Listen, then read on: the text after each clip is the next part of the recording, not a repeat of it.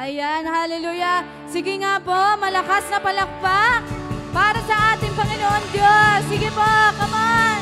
Malakas na palakpak. Hallelujah. Bigyan natin ng papuri pagsamba ang ating Panginoon Diyos. Amen. Pasabi nga po sa katabi nyo. Pakalabit po. Congratulations. Congratulations that you are here. Yes, amen. Glory to God. Hallelujah. Come on.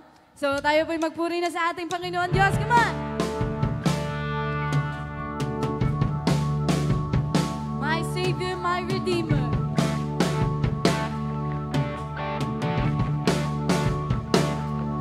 Sing. My Savior, Redeemer, lifted me from the miry clay. Almighty, forever, I will never be the same, 'cause you came near from the everlasting to the world we live.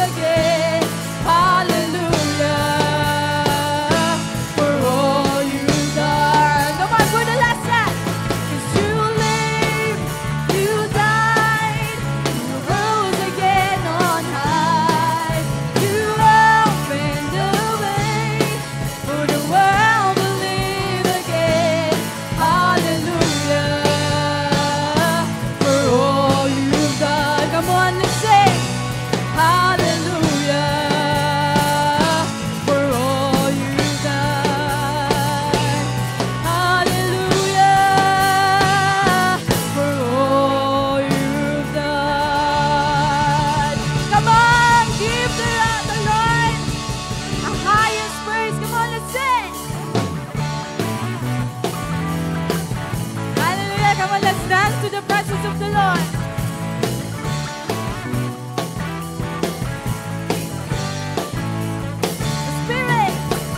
Spirit of the Lord is great and mighty. The Spirit of the Lord is my victory.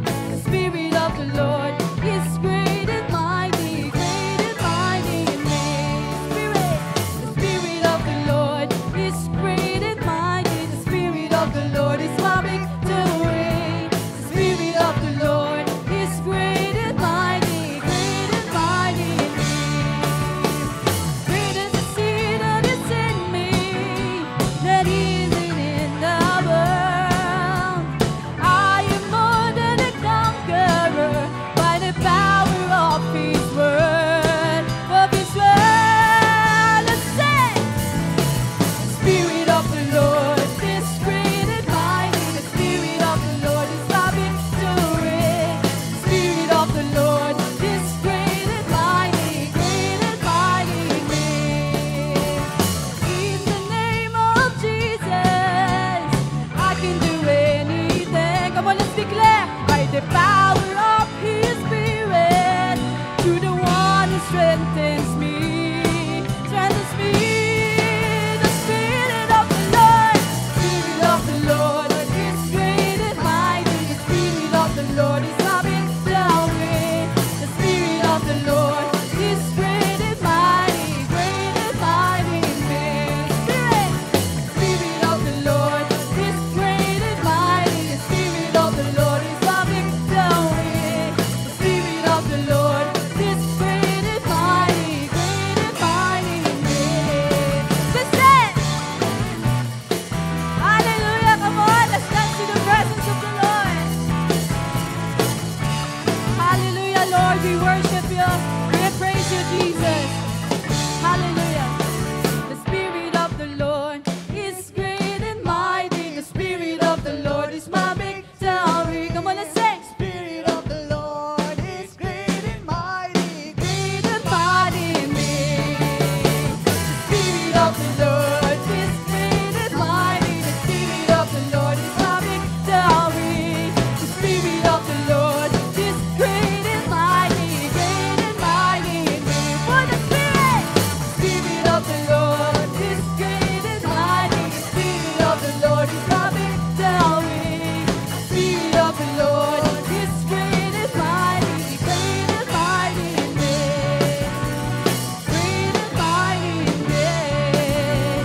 Great and mighty in me. Hallelujah, come on. Hallelujah. Hallelujah. We worship you, oh God. We praise you, oh God, in this place, oh Lord. Hallelujah. Come on, let's continue to worship. Pour out your heart. Hallelujah. Hallelujah. We come to the altar, oh God. We lay our broken dreams to you, oh God. We seek your Holy Spirit. Hallelujah. Come on, let's continue to worship.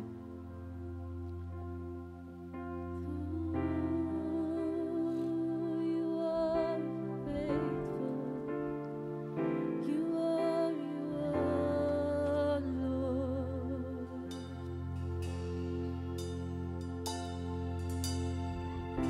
All it takes is one moment and just one touch from you. Put aside all distractions, 'cause I came for you, and I came for you. I need you more than anything. Nothing else satisfies in all my life, oh God. All my life I surrender, 'cause I live for you, 'cause I live for you, 'cause we came for you. I came for you, and I came for you. Holy Spirit, you are welcome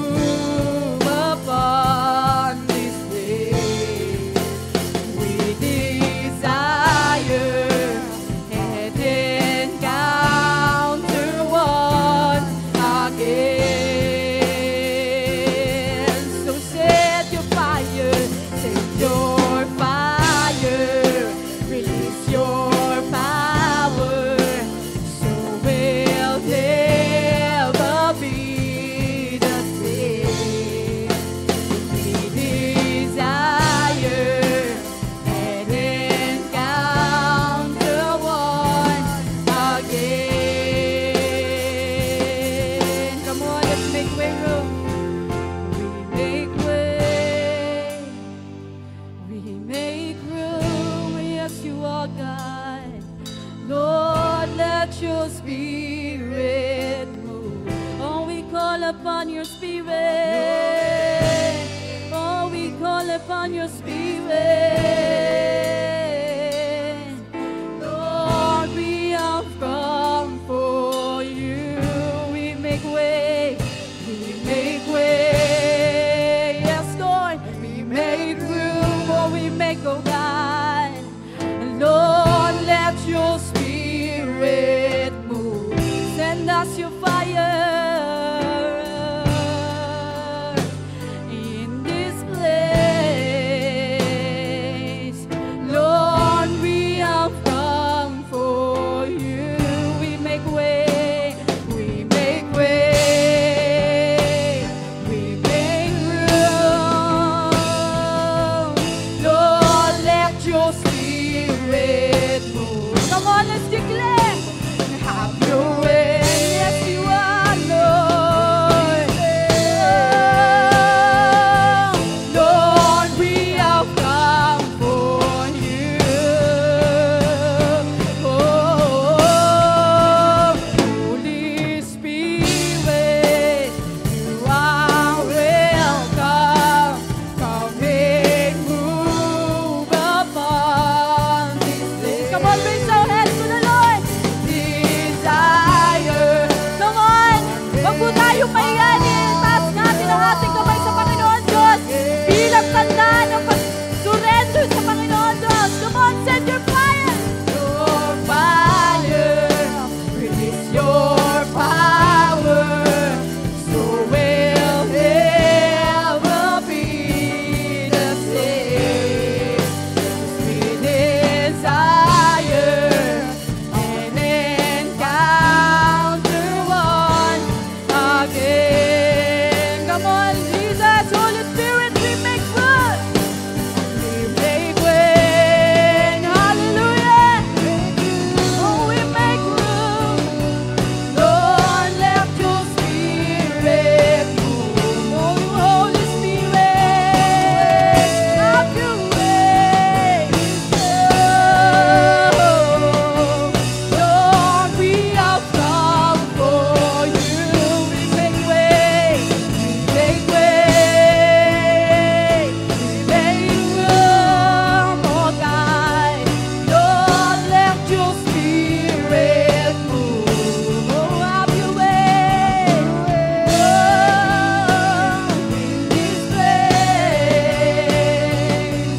Lord, we have come for you. Holy Spirit, oh, we call upon your Spirit. Oh, we call upon your Spirit, oh God. Holy Spirit, would you come and move? Holy Spirit, oh God, you are faithful. You are Redeemer, our healer, oh God. Hallelujah. Hallelujah. We worship you. Oh, we praise you in this place. Oh, let your Holy Spirit move. Oh, let your Holy Spirit move in this place, oh God. Hallelujah. Hallelujah, oh God. Hallelujah. Hallelujah, Lord. We worship you, oh God. We honor you, oh God. Come on, let's sing.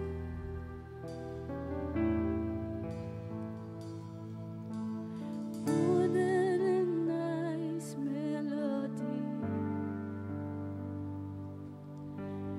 more than the sweetest of words. This is the love I have found, and in this love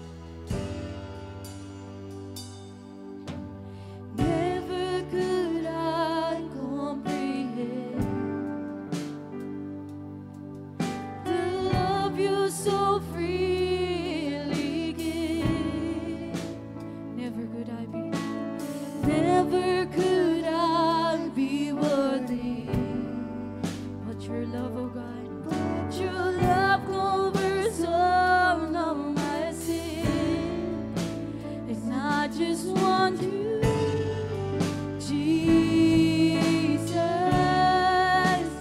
I just want you, my Lord. I just want you, Jesus. I just want you. I just want you. I just want you, Jesus. I just want you, my Lord. I just want you, Jesus. I just want you. Come on, let's speak this to God. We want you, Lord, 'cause I just want you, Jesus. Yes, we want you.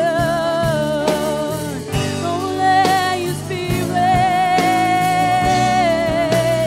I just want you, Jesus. I just want you. Come on, there's no greater. There is no greater love than yours. Nothing else could ever compare. Even if I search all the world, I will never find a love like yours. There's no greater. There is no greater love than yours. Nothing else could ever compare. Even if I search all the world, I will never find a love like yours. Come on, Jesus. And I just want you,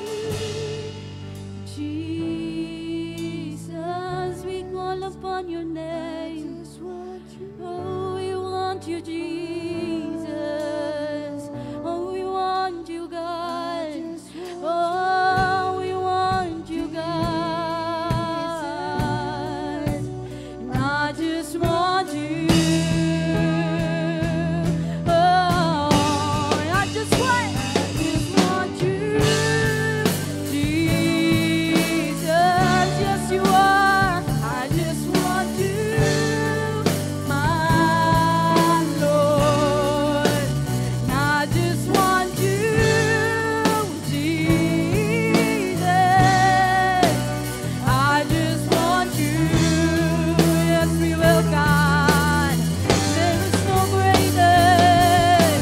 There is no greater love than yours. Nothing else could ever compare. Come on, lift our hands to the Lord. And even if I search all the world, I will never find a love like yours. There's no greater, oh God. There is no greater love than yours. Nothing else could ever compare. And even if I search all the world, I will never find a love like yours. There's no greater. 'Cause there is no greater love than yours. Nothing else could ever compare. And even if I search all the world, I will never find a love like yours.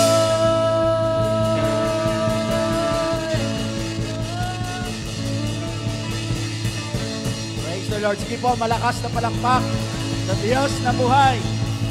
Hallelujah. Let your name, O Jesus, be magnified. Let your name, O Jesus, be glorified. Hallelujah. Hallelujah. Truly, Lord, no greater love than your love, O Father. Thank you, Holy Spirit, for being with us today. Tunay po na wala na pong ibang kailangan ang bawat isa sa amin maliban po sa presensya ng banal na Espiritu na sumasa amin. Because in the presence of the Holy Spirit, there is victory, there is freedom, and there is dominion. Panginoon, katulad po ng crippled Christian na pinag-usapan namin last Sunday, di namin kailangan ang limos.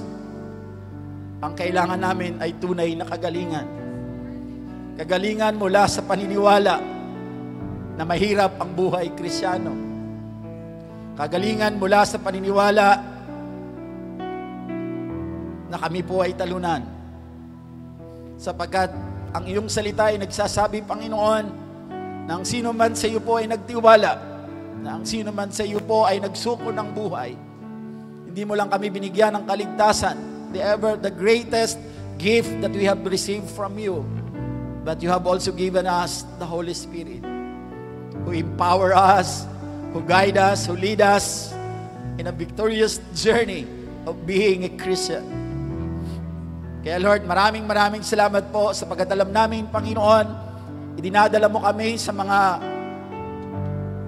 moment na tulad na to upang tunay, Lord, na magamit mo kami mightily. Because alam namin, O Diyos, malapit ka na pong bumalik at marami pa kaming dapat gawin, Panginoon. Kaya Lord, maraming salamat for reminding us na wala na pong ihigit pa sa iyong kapangyarihan. Even we search, Lord, sabi ng inawit namin, sa buong mundo, Panginoon, wala kaming matatagpo ang katulad ng pagmamahal na pinagkaloob niyo po sa amin. And with that, Lord, let your name be magnified in our midst, Panginoon. Let your name be glorified, O Father, in Jesus' mighty name. Salamat, Ama, samahan mo kami, Panginoon, sa aming pong patuloy po na pag-aaral, Panginoon, patungkol po sa banal na Espiritu kung paano namin siya maho-host, Panginoon, bilang kami po ay tinahanan niya nung kami po ay nagtiwala sa iyo. At hayaan mo, Lord, na ikaw po ang mangusap sa bawat isa sa amin. Kasangkapanin niyo lang ang bawat isa sa amin, lalo ang iyong lingkod, Panginoon. Nadaanan, maging vessel lamang ng iyong salita sa aming kalagitnaan. And let your presence manifest, Lord, sa bawat isa po sa amin. Maraming salamat, Lord. We declare again the victory upon victory sa pagtitipong pong ito, sapagkat ang Diyos na aming pinaglilingkuran ay matagal nang nagtagumpay. Kaya Lord, maraming salamat po, Ama. Kami po ay patuloy po na magpapatuloy, Panginoon, sa gawaing ito sapagkat alam namin, Ikaw ang aming pong kasama. Salamat, Ama. Pagpalain mo, maging ang mga kapatid namin na nasa online na nakakasama po namin. Hayaan mo, Lord, na ang iyong mga salita ay mag-penetrate, Panginoon, sa kanilang puso, katulad ng sa amin sa lugar na ito, nang sa gayon tunay po, na ang tunay na pagbabago ay maganap at makita sa buhay ng bawat isa sa amin, Lord, na pinili po ninyo. Salamat, Ama, sa iyo po ang lahat ng papuri, parangal at pasasalamat sa pangalan ni Jesus. Amen and amen. Sige po, palakpakan po natin ang Panginoon. Praise the Lord. Batiin po natin ang katabi natin ng isang mapagpalang umaga po. Ayan. So good morning po sa bawat isa. Tayo po ay nandito po ngayon sa gawain ng Panginoon, the second Sunday of the month of March. At malapit na po tayo doon sa Holy Week. So ang pinag-uusapan po natin sa ating pong simbahan ngayon, dito sa tema po natin, it's all about the Holy Spirit, on how are we going to host the Holy Spirit. Last time po, nilatag ko po sa inyo ang introduction po, that though we have the Holy Spirit, bagaman mayroon na po tayong banal na Espiritu, kaya lang hindi po siya makapag-function sa atin. That's why ang tawag po sa atin ay crippled Christian, Parang paralyzed po tayo sapagkat yung kapangyarihan ng Espiritu ng Diyos ay hindi po nananagana sa atin. Ano po? Kaya naman po, tayo po ay parang laging talunan. Ano po? So, yun po ang mga bagay na gusto po nating mapagtagumpayan sa pamamagitan po ng paglalatag po natin ng mga principle in the Bible, a doctrine po na kung saan maintindihan po natin na tayo pong mga nagsuko na ng buhay sa Panginoon, kailangan tayo po ay matagumpay.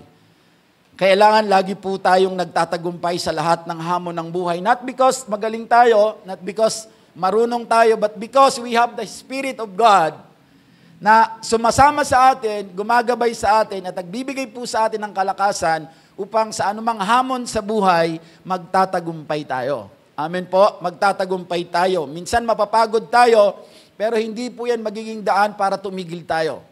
Kundi magpapatuloy pa rin tayo. Magpapahinga tayo minsan, pero ang pinakamagandang pahinga na gagawin natin, magpahinga tayo sa banal na presensya ng Diyos. Kasi pag nagpahinga tayo, na nandun pa rin tayo connected sa presensya ng Diyos, may empower tayo. Pero kung nagpahinga po tayo, katulad po ng pahinga, ng definition ng mundong ito, na lalayo tayo sa bulwagan ng Panginoon, kailanman hindi tayo makakaranas ng tunay na kapahingahan. Amen po. Parang yung madalas na sinasabi natin, at doon po, pag nagtitraining kami sa leadership, pag may mga pinagdadaanan tayo, ang paalam po sa atin ng mga leader, Pastor, magpapaalam po muna ako, hahanapin ko po muna ang sarili ko. Parang ganun lagi ang naririnig natin. So ang paraan natin para hanapin ang sarili natin, i-isolate natin ang sarili natin doon sa grupo po ng mga Kristiyano na naglilingkod mainit sa Panginoon. Kasi ang alam natin, para mahanap ang sarili, kailangan mag-isa ka lang. Yes, may mga pagkakataon na mag-isa ka, pero wag kang papayag na sa maraming pagkakataon mag-isa ka, sineparate mo, in-isolate mo yung sarili mo, kasi sabi mo, hahanapin mo ang sarili mo. Pero sisiguraduhin ko po sa inyo, kailanman hindi nyo po matatagpo ng sarili nyo sa ganoong paraan. Ang pinakamagandang kapahingahan kapag tayo po ay pagod na po sa hamon ng buhay, mamahinga po tayo sa presensya ng Diyos. Pag sinabi po mamahinga sa presensya ng Diyos, hindi po tayo mawawala sa ganitong gawain. Because every Sunday we are resting. Resting in the presence of God. Tama? Namamahinga tayo sa trabaho natin. Namamahinga tayo, kasama natin ang presensya ng Diyos. Ibig sabihin, nag-gain tayo ng lakas mula doon sa mga salita ng Diyos na napapakinggan po natin. Kaya po dumarating tayo sa ganitong pagtitipon sapagkat gusto natin magpuri sa Diyos at sa pagpuri natin sa Diyos, binabalik naman sa atin ng Diyos ang kailangan po natin. Bagaman madalas naririnig po natin na every Sunday hindi tayo ang nangangailangan or hindi natin kailangan humingi. Because ito yung paraan natin para magbalik ng pagpupuri sa Diyos. Pero hindi po lingid sa bawat isa sa atin na bagaman ang pagpunta natin sa simbahan ay para magpuri sa Diyos, magbigay ng parangal sa Diyos, ibalik natin sa Kanya ang nararapat na para sa Kanya dahil sa Kanyang kabutihan. Hindi rin po lingid sa bawat isa sa atin. Kahit sabihin natin, hindi tayo nag-expect. Kasi ang gusto natin every Sunday, mabigyan natin ng kaluwalhatian ng Diyos. Pero hindi po malilingid sa atin na nakakaranas din tayo ng biyaya. Pagpapala dahil sa ating pong pagsamba sa Diyos. So parang technically, pag nilagay mo, dapat ang mindset natin, kaya ka pumunta ng simbahan every Sunday, hindi para humingi sa Diyos, which is right, according to the Bible. Kasi kailangan tayo nandito para sumamba, magbalik ng kaloob sa Panginoon, magbalik po ng papuri sa Diyos. That's the very reason why we are here. Ano po? Isasantabi natin yung mga bagay po na magpo-focus tayo sa presensya po ng Panginoon. Hindi naman natin iiwanan yung problema natin sa bahay kasi hindi po totoo yun. Yung naririnig po natin, pag kayo'y darating sa simbahan, iwanan nyo muna ang mga bagay na nararanasan ninyo pag alis nyo sa bahay nyo. Hindi po totoo yun. Kasi kahit saan ka pumunta, pag may dinadaanan, may pinagdadaanan ka, may problema ka talaga. But what the Bible says, kahit may pinagdadaanan ka, ipagtulakan mo ang sarili mo na makarating ka sa pagtitipon na kung saan sumasamba sa Diyos. Sapagkat doon sa pagsamba sa Diyos, mararanasan mo ang kapayapaan na hindi malirip ng kahit na sinong matalinong tao sa mundong ito. Because, sabi ng salita ng Diyos, in the presence of God, there is fullness of joy. Nawala ng joy mo, di ba? Nalungkot ka, ang dami mong pinagdadaanan eh. Pero dahil nandun ka sa presensya ng Diyos, mababalik yon. Kaya napakahalaga po na nandito tayo sa presensya ng Diyos. Mapalad po ang bawat isa sa atin na pinaprioritize po natin every Sunday ang pagtitipong tulad po nito. Anyway, this is only maximum of 2 hours. After this, pwede naman po tayong pumunta sa gusto natin puntahan. Pero ang ugali po ng mga totoong Kristiyano, kahit saan man tayo mapunta, ano po, instinct na po sa atin, hindi na kailangan ituro o ipagtulakan sa atin. Kung totoo ka pong Kristiyano, kahit halimbawa, nagtatrabaho ka, na-assign ka sa ibang lugar, pagdating ng linggo, maghahanap ka ng simbahan na tulad ng simbahang pinagdadaluhan mo para ikaw po ay makapanambahan sa Diyos. Because hinahanap yan ng Espiritu mo. Amen po. Yun po yung tatak ng isang tunay po na Kristiyano. Saan ka man idako ng Panginoon, hanapin mo ang presensya ng Diyos, maging yung pagtitipong tulad po nito. So, ibig sabihin, hindi po tayo pwedeng mahadlangan po ng anumang bagay po na mayroon po sa atin. So, ngayon po, ang pag-uusapan natin, I will lay the foundation of the coming of the Holy Spirit kasi inintroduce natin sa last time. So, ngayon, magsisimula na po tayo kung paano po dumating ang Espiritu ng Diyos sa atin. Kung paano po dumating, ano po. Kaya ang title po niya is The Dove Descends. So pag-uusapan din po natin, bahagya po, bakit po dove yung ginamit ng Diyos as a representation, majority or dominantly, bakit dove yung ginamit ng Diyos na siyang nagre-represent po ng presensya ng Espiritu ng Diyos. Specifically po, doon po sa panahon po na si Jesus Christ po ay na-water baptized ni John the Baptist. Diba? Dove yung dumating. Kasi pag inaral po natin ang Bible, marami pong symbols ang banal na Espiritu. Sa Pentecost, hindi na po dove ang bumaba. During the Pentecost, fire. Fire po, a tongue of fire. Yun po ang lumabas po. Pero specifically po, kay Jesus Christ, ang dumating po is dove.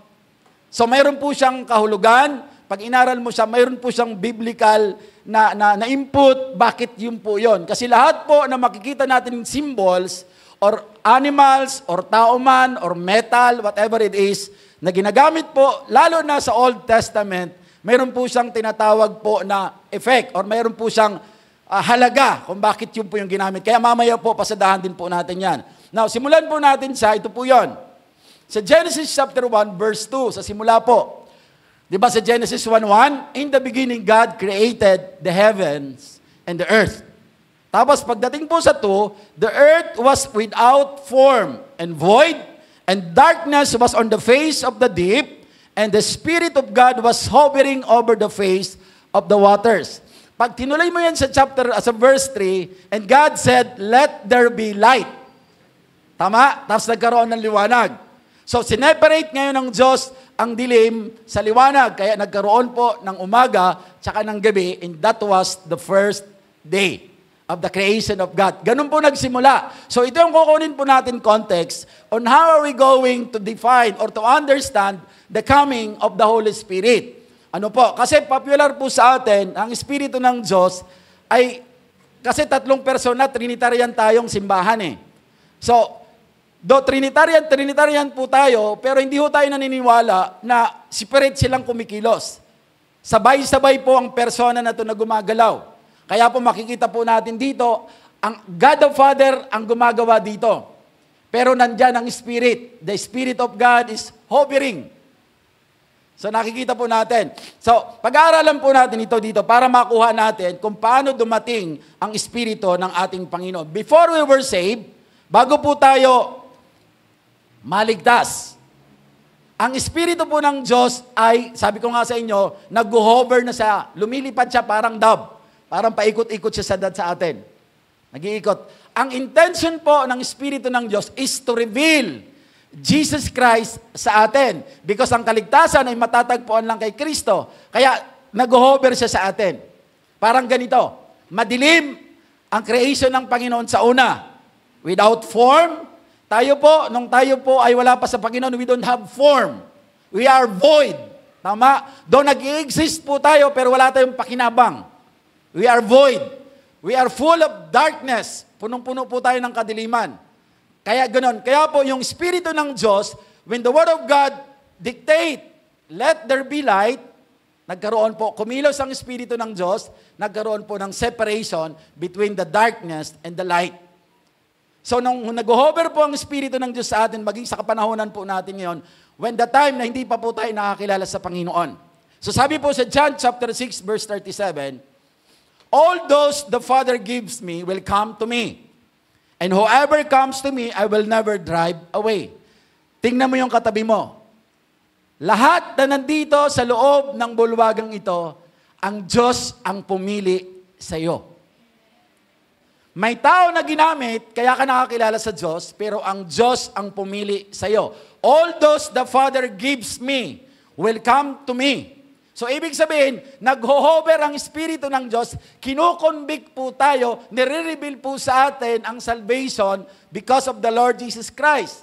Pinipili ka na ng Panginoon, kinukonvict ka. Kaya pag may mga pagkakataon nga na nagaganap sa buhay natin, nagkakaroon tayo ng somehow konsensya kahit wala pa tayo sa Panginoon, nagkakaroon tayo ng mga kaisipan na kung saan nagdutulak ito sa atin para hanapin po natin ang tunay pong kapayapaan. Ano po? So ganun po, nag-hover po siya. Kaya sabi ni Jesus Christ, kung ano man pinili ng Diyos na idalhin sa Kanya, kailanman ay hindi niya ipagtutulakan. So yun po yun, doon po yung nagsimula yun. Kaya po, lahat po tayo, pinili po tayo ng Diyos.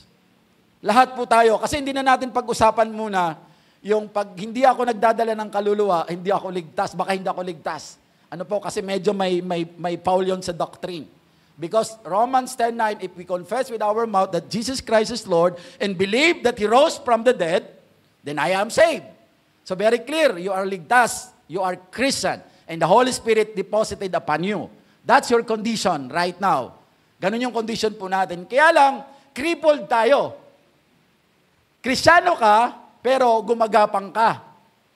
Dapat tumatakbo ka, lumalakad ka, tumatalon ka, nagpupuri ka because Kristyano ka. Kaya lang, ang condition po natin, most of the Christian, we are crippled Christian, nang mamalimos tayo, hirap na hirap tayo, gumagapang tayo kasi hindi nakapagtatrabaho ang Espiritu ng Diyos na binigay sa atin para maging katuwang natin. Kasi hindi natin siya ina-activate. So kaya yun yung pinag-uusapan. We will learn how to host the Holy Spirit. Kasi nagsimula po ang pagkilos ng Espiritu ng Diyos when the time we have accepted Christ as our Lord and Savior. Yun yung simula. Nag-hover pa lang siya pero hindi siya makapag-function sa atin. Pero nang tinanggap natin si Kristo, pumasok siya sa atin. Doon nag-start ngayon yung trabaho niya sa atin. Kaya lang yung pagkilos ng Espiritu ng Diyos sa atin, mayroon tayong cooperation.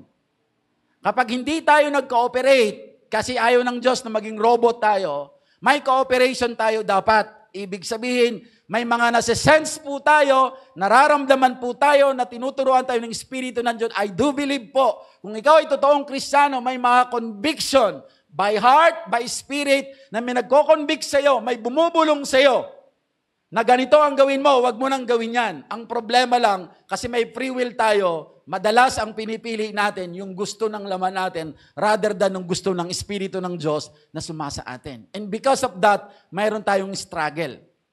Kaya po ang tulak sa atin, magpalalim ka sa pag-aaral ng salita ng Diyos because that's the only way para matalo mo ang tawag ng laman at managana sa iyo ang tawag ng Espiritu ng Diyos na nananahan dyan sa kaloob-looban ng puso mo. So, ganun po yun. So, makikita natin dito, the Holy Spirit start working us the moment we accepted Christ as our Lord and Savior. He lives inside the inner self. Kaya po, sabi ng Corinthian, did you know that your body is the temple of the Holy Spirit? So, nandito po ang Espiritu ng Diyos. Nandito ang Espiritu ng Diyos sa kaloob-looban natin. The purpose is to develop a godly character. Kaya dito pumapasok yung sinasabi natin, kung totoo kang Kristiyano, dapat nagbabago ka.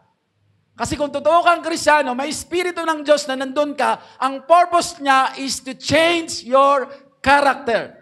That's why sabi natin, when you encounter God, Jesus Christ, your life will never be the same again. Tama? Kasi magta-transform ka talaga. So, ang transformation is a lifetime. Hindi po siya one-night event. Transformation or sanctification is a lifetime event. But, the moment na makilala mo ang Panginoon, dapat somehow mayroong pagbabagong nagaganap sa iyo at mayroon ka ng somehow nagkakaroon ng difference doon sa luma mong buhay. Ang sample natin na very basic, kung nagiinom ka noon, nung totoong tinanggap mo ang Panginoon, somehow nagkakaroon ka ng conviction, kung araw-araw ka nagiinom, binabago ka ng Diyos, Lord, isang beses na lang sa isang linggo. Parang ganun ang process. Hanggang totally, sa pagpapalalim mo, nakita mo, nagkaroon ka ng total conviction, hindi ko ito kailangan. Kasi hindi naman, mayroon naman tao, nung makilala niya ang Panginoon, lahat talaga tinalikuran niya, and good for that. Pero hindi naman lahat ng tao ganun ang process. Magkakaiba pa ang process sa atin ng sanctification. Depende ito sa pag-respond po natin, at depende ito sa pagsunod natin. At depende ito sa pagbibigay natin ng panahon sa salita ng Diyos para baguhin tayo. So, ganun po ang mga process. Kaya po ang sinasabi natin dito, hindi ito patagalan sa loob ng simbahan, kundi ito ay pasunuran. Nakapakinig ka ng salita ng Diyos, binigyan ka ng instruction, sinunod mo, magbabago ka. Pero kahit Kristiyano ka, may narinig kang salita ng Diyos, hindi mo sinunod, mananatili kang katulad niyan. So, depende yan sa ating pong pagsunod. Kaya pasunuran, hindi po patagalan. So, ano po? So, yun po yung pinag-uusapan po natin. Sabi dito, He makes us more like Jesus and teaches us the pathways of righteous living. Nagkakaroon ng conviction na hindi na po tayo mamumuhay sa danating. Kasi yung righteousness of God ay nananagana na sa atin. And that righteousness will guide us para mamuhay din tayo yung righteous living. So again, transformation po ang tawag po dyan. So nagsimula po siya lahat. The coming of the Holy Spirit nag-start sa atin when we receive Jesus Christ as our Lord and Savior. That's the very foundation of the coming of the Holy Spirit. When you receive Jesus Christ as your Lord and Savior, you have the Holy Spirit. The coming of the Holy Spirit, nandun na sa iyo. Nandyan na siya sa atin. At siya yung sealed ng ating pong tunay na pagkaligtas at pagtanggap kay Kristo. Kasi siya po ang mananahan po sa bawat isa sa atin. And sabi po rito, the foundation for the relationship with the Holy Spirit. Tingnan po natin ito. Before we learn how to have a relationship with the Holy Spirit, we must have a true relationship with Jesus Christ as our personal Lord and Savior. So nakita po ninyo, Jesus is the very foundation of our relationship with the Holy Spirit. Alam niyo po ba kung bakit ang Espiritu ng Diyos ay nagpipilit po siya sa atin, tayong Kristiyano, na maging kaibigan niya? Not because of our prayer, not because of our sacrifices, not because of our full-time ministry. The reason why the Holy Spirit wants to be friend with us because of the Lord Jesus Christ na tinanggap natin bilang Panginoon. That's the very reason. Dagdag na lang yung pananalangin, dagdag na lang yung mga sacrifices natin, dagdag na lang yung pag-full-time po natin sa ministry, dagdag na lang yung pagpapastig natin. But the very reason why the Holy Spirit wants to be friend with us, it is because of Jesus Christ na nilagay natin sa puso natin. So ang foundation ng kami ng Holy Spirit is Jesus Christ. Kaya nakakalungkot po doon sa iba po nating na mga religious organization na tinatakwil nila that Jesus Christ is Lord. Dahil wala talaga silang somehow, I should say, transformation. Because the only way to be transformed, dapat nandun ang Espiritu ng Diyos sa iyo. Kasi siya ang magkukonvict sa iyo, tutulong sa iyo para magbago ka. Kung hindi mo pinapaniniwalaan si Kristo bilang Diyos, God the Father ka lang, may malaki kang problema. Kaya di ka na magtataka. Nandun ka sa tapat ng simbahan, nagbabantay ka ng traffic, pero naninigarilyo ka. Pero nakasuot ka ng magandang kasuotan. Why? There is no transformation because there is no Holy Spirit, because there is no Jesus. So ang foundation ng kami ng Holy Spirit is the Lord Jesus Christ. Yun yung sinabi doon. Jesus is the very foundation of our relationship with the Holy Spirit. Kaya po, sabi po ni Apostle, ito, tingnan po natin ni Apostle John. Sa John chapter 7, verse 39, by this he meant that the Spirit whom those who believe in Him were later to receive. Up to that time, the Spirit had not been given since Jesus had not yet been glorified. Ang pinag-uusapan dito is the work of the Holy Spirit, which is the Pentecost. So, sabi doon, tingnan niyo yung connection nung coming of the Holy Spirit. Kaya daw hindi pa binibigay ang Espiritu doon sa mga disciple ng Jesus Christ. Because si Jesus Christ has not been glorified. Pag pinag-aralan po natin yung word na glorified, ang glorified po sa text po na to, it speaks about the death, the burial, the resurrection, and the ascension of the Lord Jesus Christ to heaven. That's what we call glorified. Pag sinabi po, let the name of God be glorified, meaning you are remembering that Jesus Christ died on the cross, that Jesus Christ, na-burial siya, nilibing siya, nabuhay siyang maguli, umakyat sa langit, at naluklok sa kanan ng Diyos Ama. That's what we call the revelation of the cross. So, pag sinabi mo, let the name of Jesus be glorified, you are remembering yung kamatayan niya, yung pagkalibing niya, ang muli niyang pagkabuhay, at pag-akyat niya sa langit.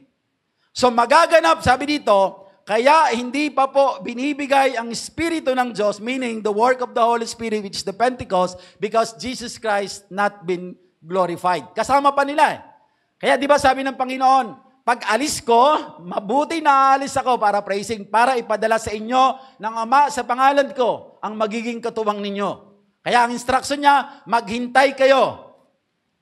Huwag kayo parang para praising, wag muna kayo kikilos hanggat hindi dumarating ang helper na ipapadala sa iyo ng aking Ama sa pangalan ko.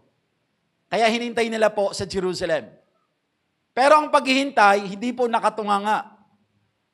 Pag inaral natin ang Book of Acts, ang paghihintay po nila, they are praying. They are seeking the presence of God.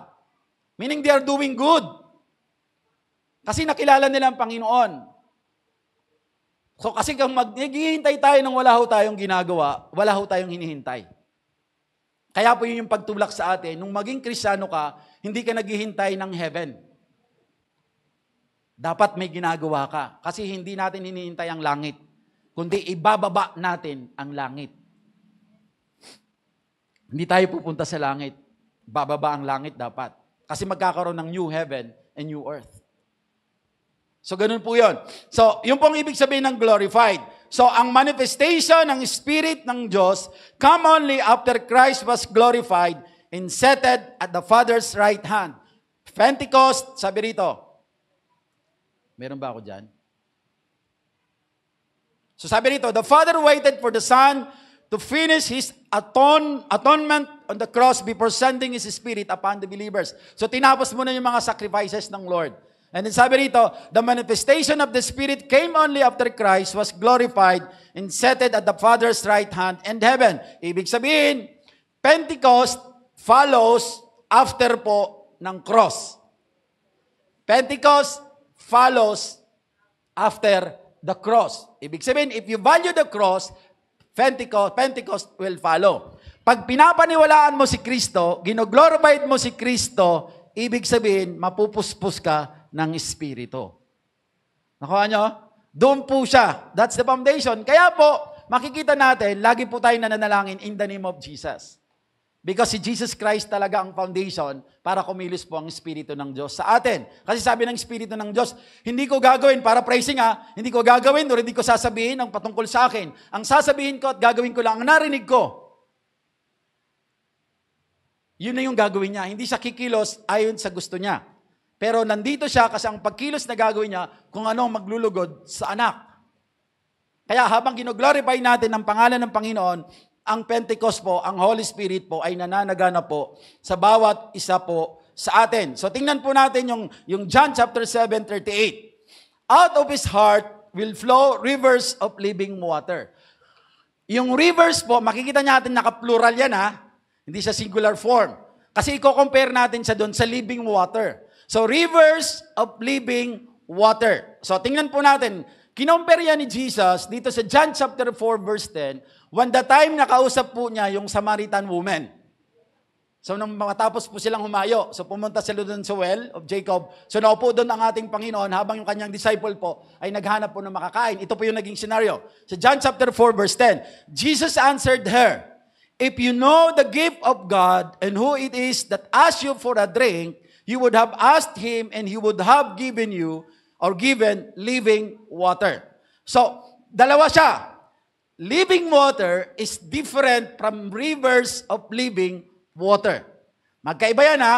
Ang living water is a salvation, while rivers of living water is the Holy Spirit. Kaya out of the belly, the rivers of the living water will flow. Lalabas siya. Kasi pag Kristiyano ka na, ito yung tandaan natin na biblical doctrine. Ang Espiritu ng Diyos, hindi na siya bumababa. Pag Kristiyano ka na. Nandito na siya eh. Out of the belly, lalabas ang rivers of living water para mag-manifest.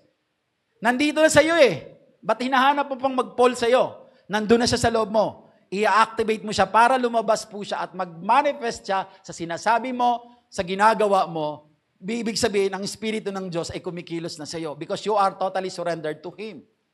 Kaya ang sabi ng Bible, out of your belly, the rivers of living water will flow. Lalabas siya. And it will manifest His power through you. So parang ganun po. Kaya po, malinaw po na ang living water dito is si Jesus.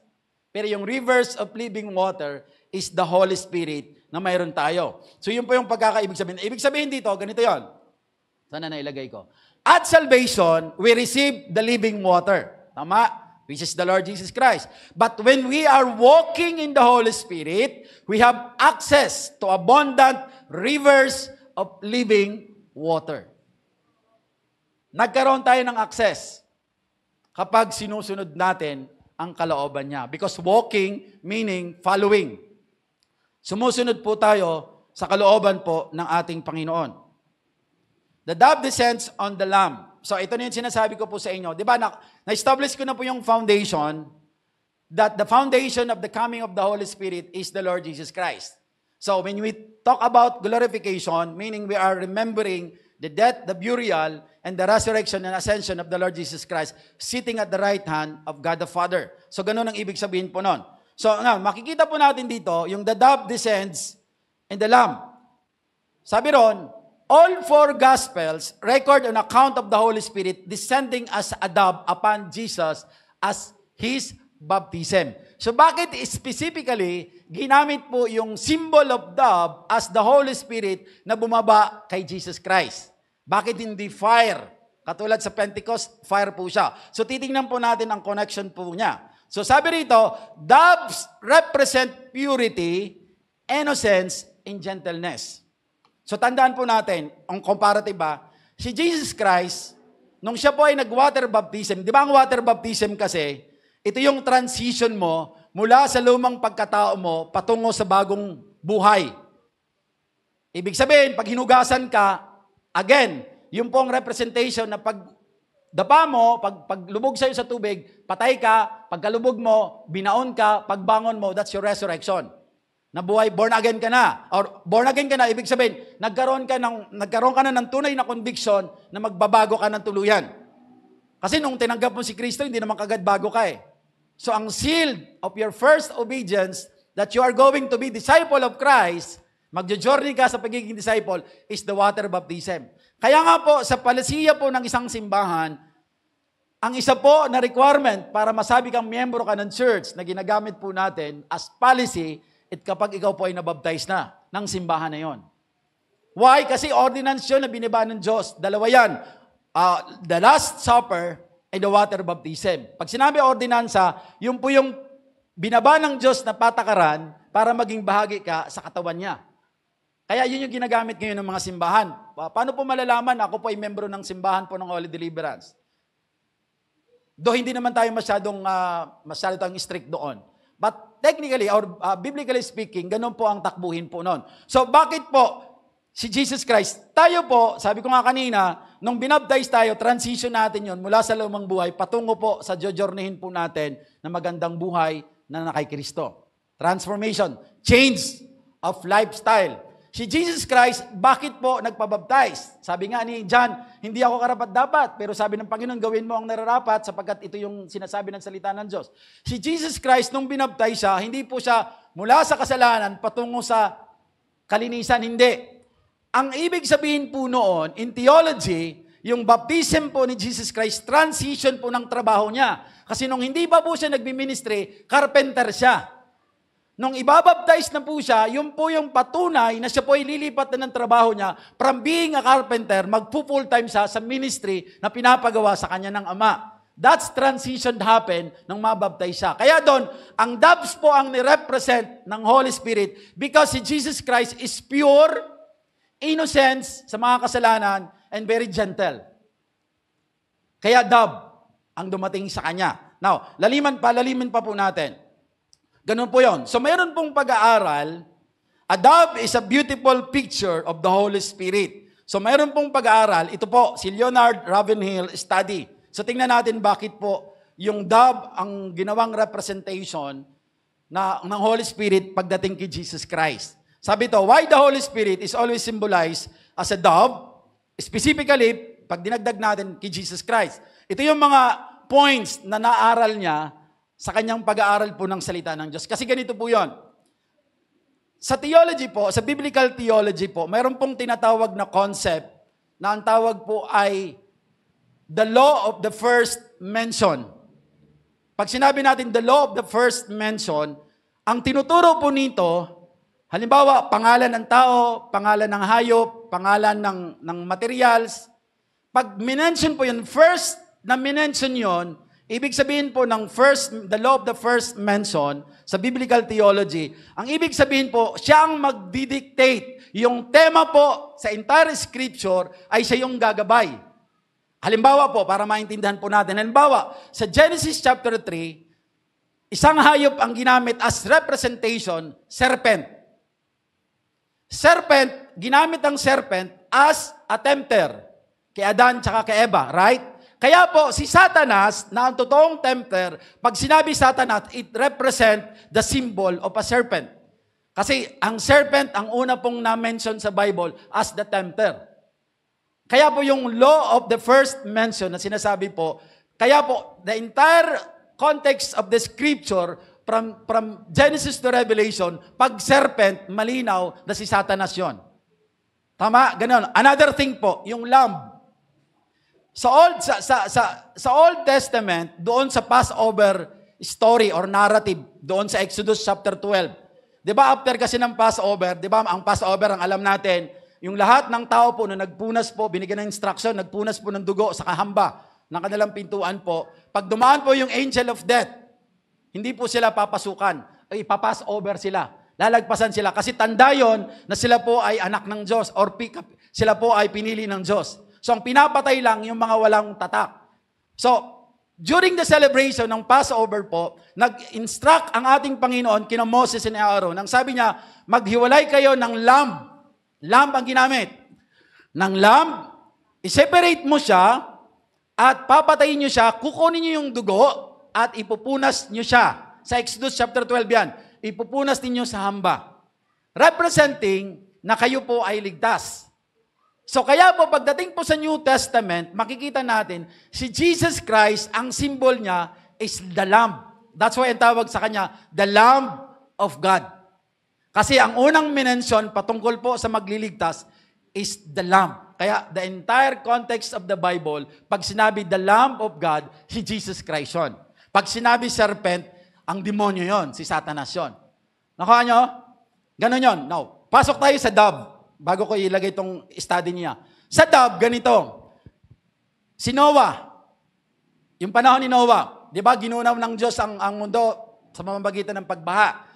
Nung matatapos na po yung pagbaha, nagsisettle down na, 2 ibon ang na-mention doon. First appearance, right? Si Raven, tama ba ang pronunciation ko? Raven siya o Raven siya, and the dove. So, exactly different po sila. Kasi si Raven po, black siya, and characteristics niya iba talaga, kasi ang kinakain niya mga bulok. Pero si dove, masyado siyang gentle. Mahinahon siya. So, pinalabas ngayon si Raven, just to give you the story, yung iba po alam po. Di ba nung sabi ni Noah, pinalabas niya yung Raven para mag-check. So, unang ikot, pagbalik, bumalik siya. Nung inutusan po, hindi na siya bumalik. Kasi nakakita na siguro siya, wala naman sa Bible, pero let's just have this kind of mentality na maaring nakakita siya kasi ang karakteristik po niya ay kumakain ng mga patay. Alam natin, nagbaha, maraming patay.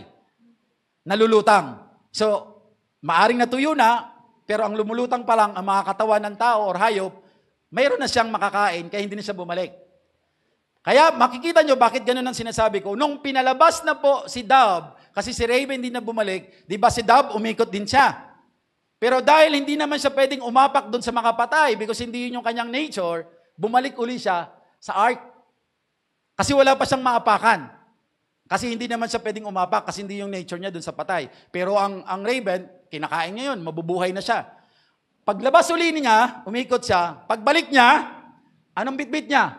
Olive leaf. Yung olive leaf that represent life. May buhay na. Kaya sabi ni Noah, it's about time, nalalabas na tayo, ibig sabihin may buhay na. Now, ang representation ng leaf na yun, kung bakit nakarating tayo sa Dove, ang leaf, dumating po sa punto po na pag krinas mo yung leaf ng olive, siya ay nagiging oil, olive oil. At during the anointing of the king, meaning anointing is presence of God, ang ginagamit is olive oil. That's why yung ginagawa po natin pag anointing of oil, wala lang tayong olive oil, pero olive oil ang ginagamit to anoint a king, meaning the presence and favor of God. Olive ang dala niya from the mouth of the dove. Nakuha niyo? So, siya yung first mention about the anointing. The first mention about the anointing. Kaya po, pagdating po sa New Testament, yung i-anoint na si Jesus Christ para mag-ministry na, ang bumaba sa kanya ay dove, representing the power and presence of the Holy Spirit. Nakuha niyo? So, ang dove ngayon, all throughout the context of the Bible, pag pinag-usapan ng dove, Holy Spirit siya. Kasi siya yung first mention in the Bible. So parang ganun po, pag inaral po natin, ang biblical theology po ng mga hayop na ginagamit po, pag first mention siya, may law of first mention, na ibig sabihin, the entire context of the Bible, pag sinabi serpent, Satanas yun. Pag sinabi lamb, Jesus Christ yun. Pag sinabi dove, that's the Holy Spirit. So ganun po yung, now, ito yung discovery po ni Leonard Ravenhill study tungkol sa dove. Ito po, para makita po natin. Sabi dito, pag-aaral niya, a dove has 9 main feathers. Sa kaliwaan, on its wing, powering its flight sa paglipad niya and keeping it lifted. So, titingnan natin ang connection sa atin pagkatao bilang mga Kristiyano. Sabi dito, it is noted in Scripture that there are 9 gifts of the Holy Spirit. The other wing with 9 main feathers representing the 9 gifts of the Holy Spirit. For us, powering its flight and keeping it lifted. Kahit may pinagdadaanan ka, makakalipad ka. Kahit may pinagdadaanan ka, ma-uplift ka. Because you have the Holy Spirit. The other side, sabi niya ng dove, the 9 gifts of the Holy Spirit. And the other side is the 9 fruit of the Holy Spirit. Nakuha nyo, hindi siya coincidence. Walang pagkakamali ang Bible, kaya nakita niya, kaya pala, ganun ang pag-aaral nila. Pag nag-aaral ka kasi ng Bible, at mga Bible scholar, yun yung mga na-discovery po nila. Sabi nila, 9 for its wing, the gifts in the fruit keep us lifted for our godly journey. Nakuha nyo? Kaya walang talo ng Kristiyano. Kasi yung kabilang pakpak mo, mayroong available na gifts of the Holy Spirit, may available na fruit of the Spirit na binabago ang pagkatao mo. Kasi kung mainitan ng ulo mo, dahil nakakilala ka na sa Panginoon, magkakaroon ka ngayon ng kindness, ng self-control. Kasi pag mainitan ng ulo mo, lahat na lang papatulan mo, mabilis ang buhay mo. Kasi madali lang pumasok sa away, pero ang hirap lumabas dyan. Right? Pero dahil nakakilala ka sa Panginoon, na-develop yung fruit ng Espiritu ng Diyos, nagkakaroon ka ng self-control, nagkakaroon ng purpose ang buhay mo, kaya humahaba ang buhay mo. So nakita natin yung dove, so ganun po yan. Another thing, sabi niya rito, there are 5 main feathers of a dove's tail. Yung buntot po ng dove. Sabi niya, the dove's tail feathers are like the steering rudder of an airplane assisting and guiding the dove in flight. Para siyang timon. Na pag lumilipad po si kalapate, si dove, siya po ang nag-guide sa kanya. Parang ang bangka po, para po mapuntahan mo yung direction mo, kailangan mayroon po siyang timon. Ang tawag po namin yan sa Bicol, timon. So hawak-hawak namin yan, tulak, abante, tulak, kung saan kami liliko. So, ganun ang ibig sabihin nun. So, sabi doon, the five main feeders are the perfect picture of the fivefold ministry of the church. Na nakasulat po sa Ephesians 4. Sabi ron, apostle, the prophet, the pastor, the teacher, and the evangelist. Nakikita niyo yung context niya kung bakit daw po. Kasi lahat yon ay ginawa ng Panginoon. Kaya yung nire-represent po sa Kanya. So, isa pa. Sabi rito, the dove is unique from other birds in that instead of its wing pointing downward or toward its tail, the wings curl upward towards its head. Bakit? The Holy Spirit does not speak of Himself. Ito yung sinasabi ko sa inyo. But points believers to Christ, the head of the church. Ang trabaho ng Espiritu ng Diyos, palalimin ang relasyon natin kay Kristo, which is the head of the church. That's why ang sabi, Christ-like character. Kaya dove ang ginamit as representation of the Holy Spirit nung inanoint si Jesus Christ because ang dove is pure, gentle. Ang transition ng Panginoon ay hindi mula sa kasalanan or makasalanan patungo sa buhay na may katapatan, kundi mula po sa trabaho niya bilang karpentero, patungo po doon sa kanyang full-time ministry na pinapagawa sa kanya ng Panginoon. Kasi kailanman, kahit naging tao siya, hindi po siya nagkasala. Kaya siya nga po ang naging qualified para iligtas ang kasalanan ng sangkatauhan. Because sabi ng Romans 3, all have sinned and come fall short to the glory of God. Only Jesus, bagaman nagkatawang tao, hindi po siya nagkasala. Kaya siya po ang naging qualified para tubusin tayo sa lahat ng ating pagkakasala. Amen po. Palakpakan po natin ang Panginoon. So, hindi magsasalita ang Espiritu ng Diyos patungkol sa Kanya, kundi ipopoint tayo directly towards Jesus Christ as the head of the church. So, ganun po yon. Now, dito po ako magtatapos. The baptism of and baptism in the Holy Spirit. Magkaiba po yan. Katulad ng living water and rivers of living water. So, ganito yon.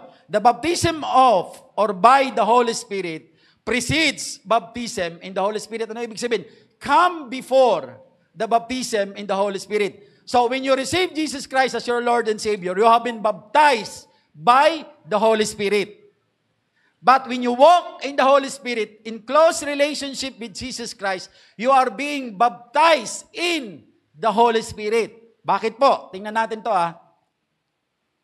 Every Christian was baptized by the Holy Spirit at the time of their salvation. By. The baptism of the Holy Spirit happens when we receive Jesus and His salvation. At that time, the Holy Spirit does the miracle of implanting us into Jesus. In fact, we can't be a part of the body of Jesus and His church without the baptizing work of the Holy Spirit. Kaya po, kung naligtas ka, hindi dahil naisipan mo magbago.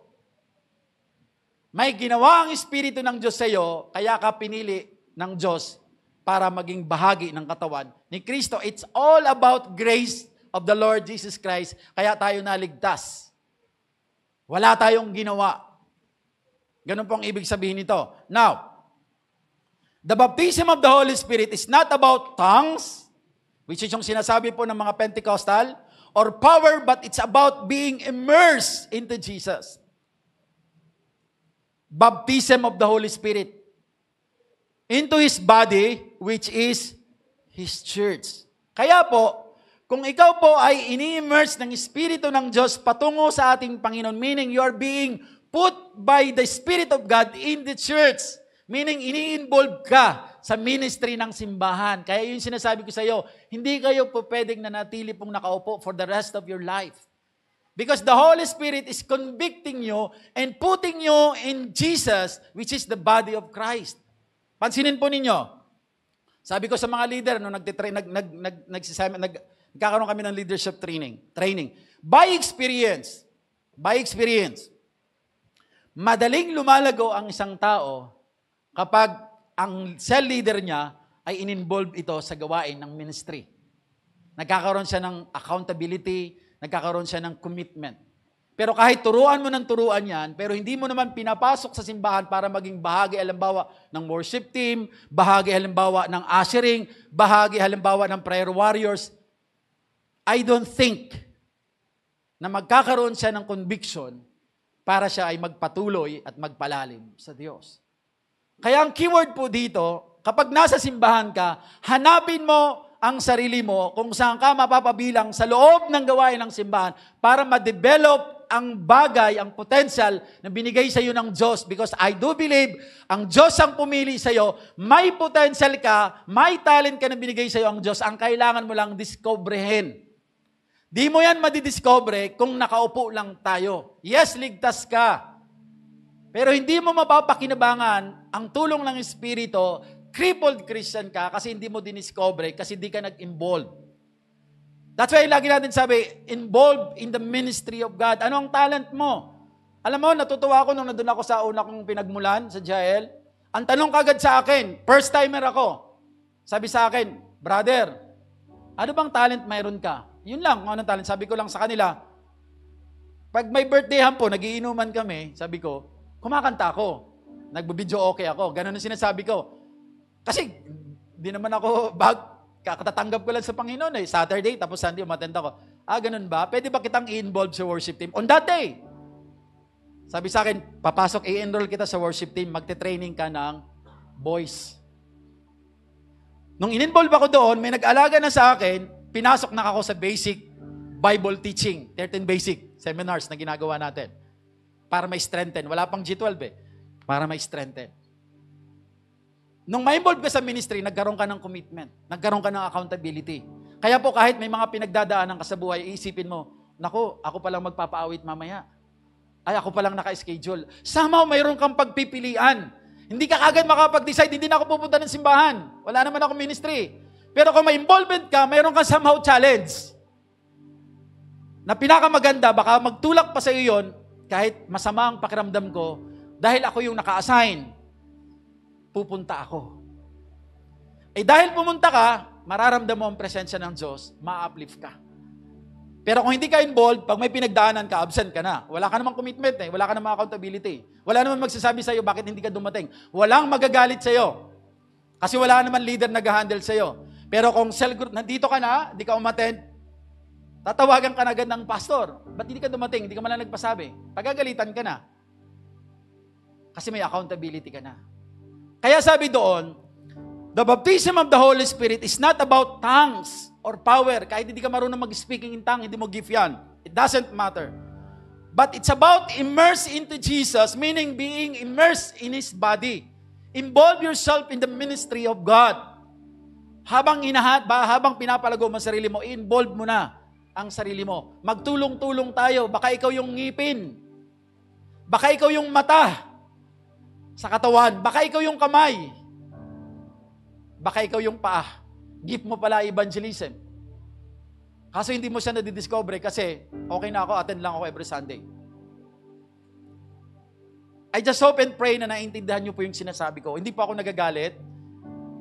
What I'm trying to say is, pinapaliwanag ko po sa inyo yung kalagayan po nating mga pinili ni Kristo. May bahagi po tayo sa ubasan ng Diyos. Regardless kung ano ang kalagayan mo ngayon, marami kang problema, walang problema yon. Marami din kaming problema. Wala kang pera, it doesn't matter. Wala din kaming pera. Parating pa lang. Hindi ito patungkol sa mga pinagdadaanan natin. Patungkol to sa kondisyon na Kristiyano ka. At dahil Kristiyano ka, may gampanin ka. Di ba? Crippled Christian, pinalakad lang siya, pinagaling. Ibig sabihin, naligtas siya. Anong ginawa niya? Nagbago ba ang pagkatao niya? Nagbago ba? Mayaman na ba siya? Hindi. Mahirap pa rin siya. Wala pa rin siyang kakainin. Pero ano nangyari kagad sa kanya? Di ba? Tumatalon, pumasok ng simbahan. Ibig sabihin, nag-involve sa ministry. Nagpagamit sa Diyos. Ganun ang representation pag sinabi, get inside in the temple. Because temple is the ministry of God. It's about people. Building up people. Pag sinabi ng Diyos, build my temple. Meaning, i-build mo yung kanyang simbahan. I-build mo yung mga tao. Feed my lamb. Ganun yung ibig sabihin nun. Kaya tayo lahat, mga kapatid ko po sa Panginoon, kaya tayo pinili ng Diyos kasi may involvement tayong gagawin sa ministry. Hanapin po natin ang involvement natin sa ministry. Try to approach your cell leader para i-involve mo. Saan kaya ako pwedeng gamitin ng Lord? Sa ushering na lang kaya ako. Total, nakatayo lang naman daw, ngingiti-ngiti lang, mangangamay lang. O doon ka muna mag-start. Pastor, ang ushering ba, babae lang? Hindi. Lahat, babae, lalaki, bata, matanda, may ngipin o wala. Pwede kang mag-involve kung yun pa lang yung kaya mong gawin. Pero ang pinakamahalaga, nag-step forward ka para madiscover mo yung talent na meron ka. Pero I believe, initially, may alam ka na kung anong talent ka magaling. Masarap ka magluto.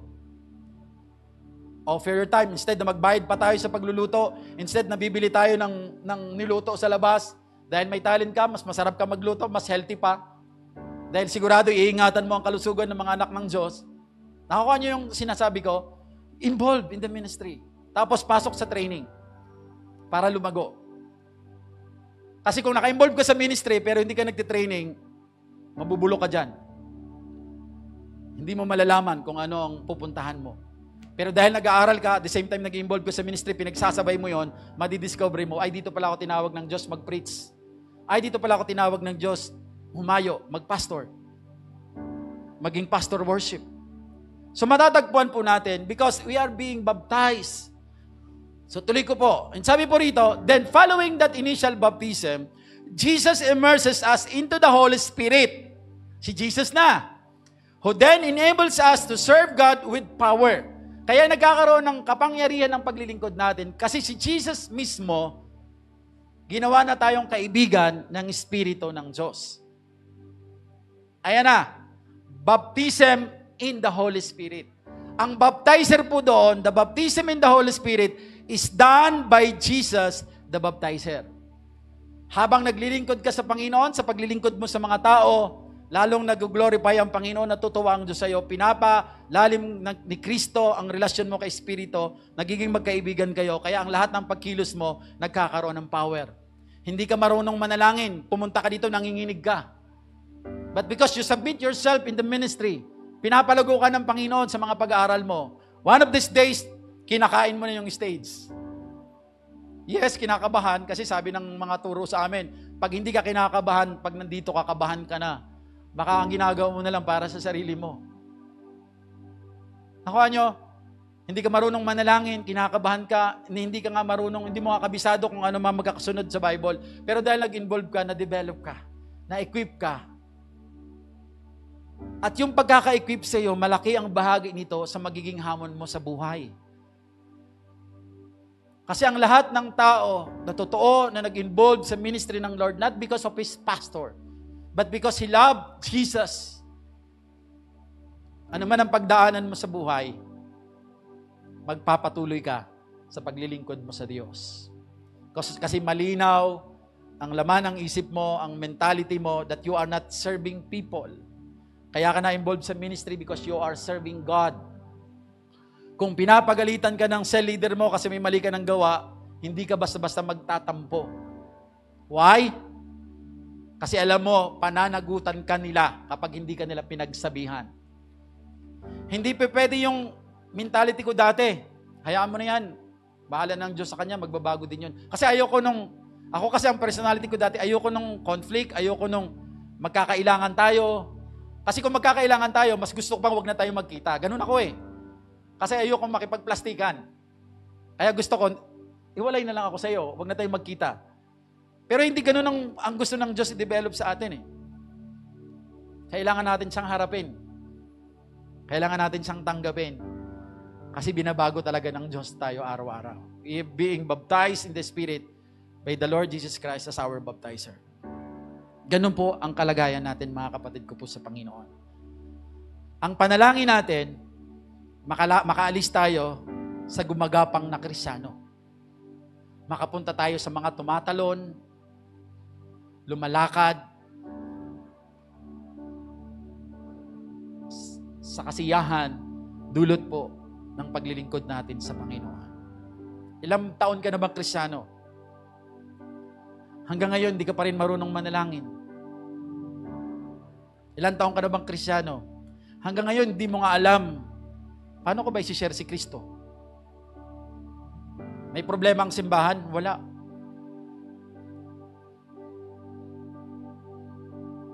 Kaya hindi maganda yung mapakinggan mo na Buti pa doon sa simbahan na pinaglipatan namin. Walang pressure doon. Kung umattend ka, umattend ka. Hindi ka doon pipilitin mag-tithes. Nagpilit ba tayo? Sinabi ba namin sa inyo, pag hindi kayo nag-tithes, huwag na kayo pumunta rito sa simbahan? Wala.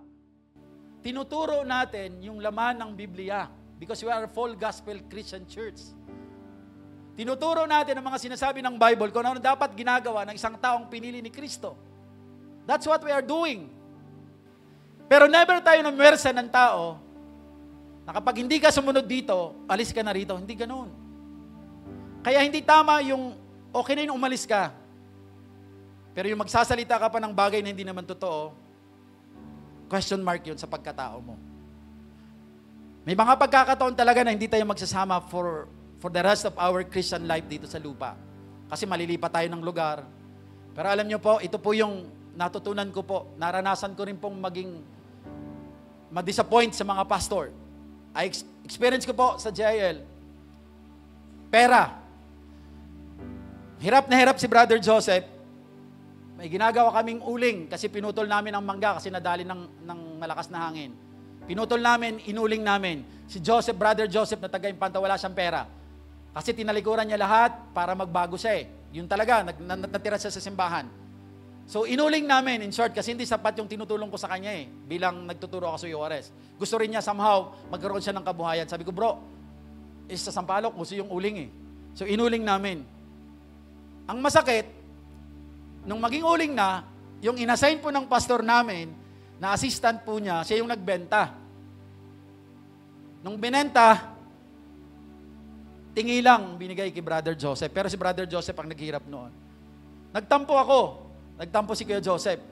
Dapat ba kami magtampo? Yes. Sabi ko, alis na ako sa simbahan na to. Ang gulo-gulo. Ganun ang sabi ko. Ang gulo-gulo ng leadership. Which is yun din yung narinig ko nung may umalis sa atin.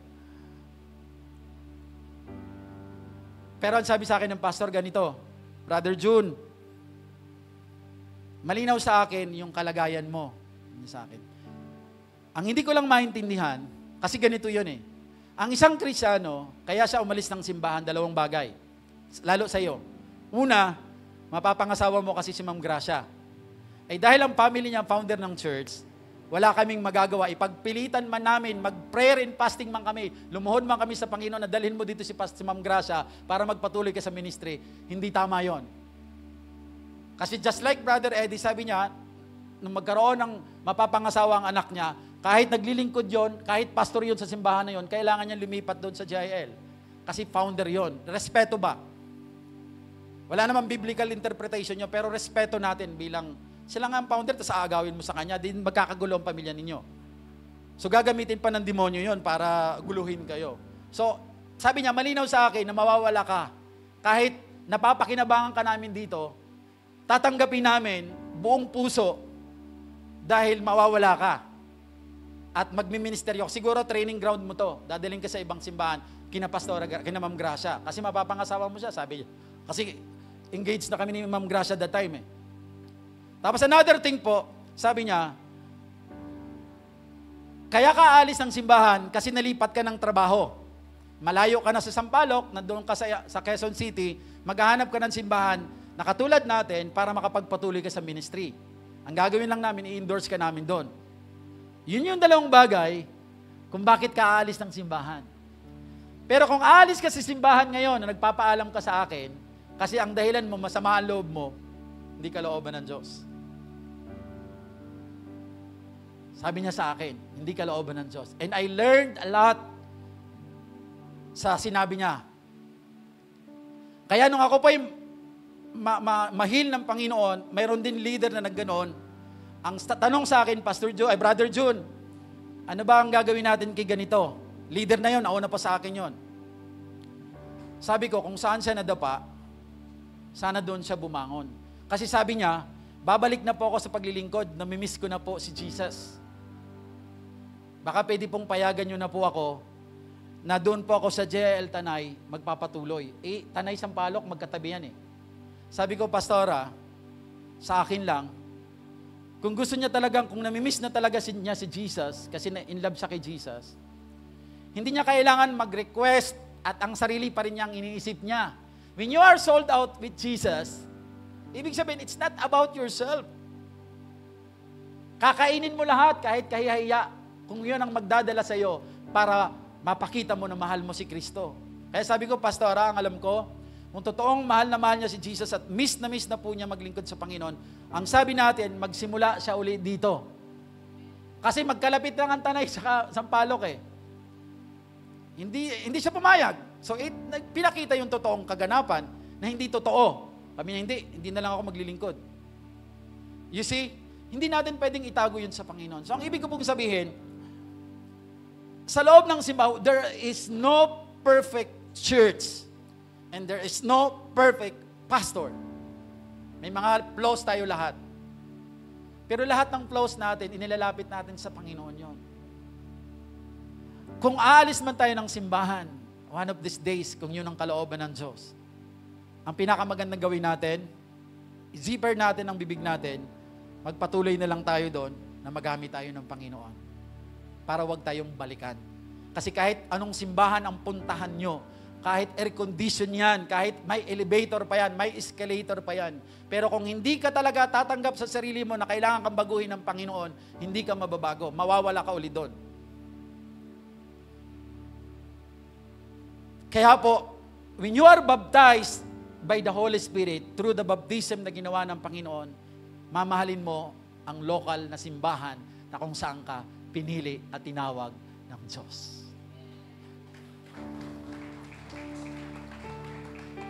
Mga kapatid, dalawa lang ha. Kung aalis kayo ng simbahan, malilipat ka, Kuya Lester, ng Quezon City. Hindi ka na makakabalik dito.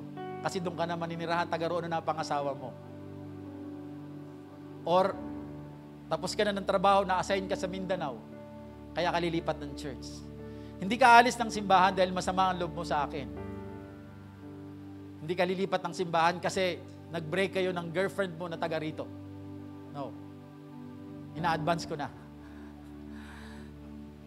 What I'm trying to say, may mga pangangailangan ng simbahan natin. Tulungan tayo.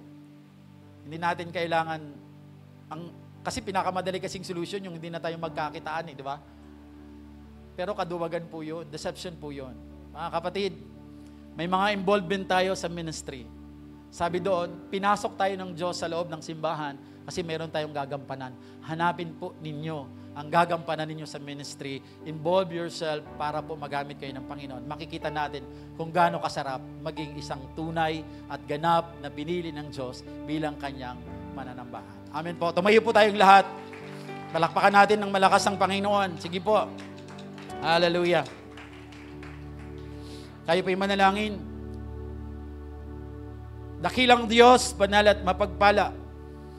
Maraming salamat po, Banal na Espiritu, sa patuloy pong pagbibigay mo po sa amin ng tapang, the right courage, Lord, upang masabi po namin ang mga bagay na dapat namin sabihin at napapanahon, Panginoon, sapagkat meron kaming accountability, meron kaming responsibility sa paghawak po namin bilang mga leader na itinatag mo po, Panginoon, sa ubasang ito.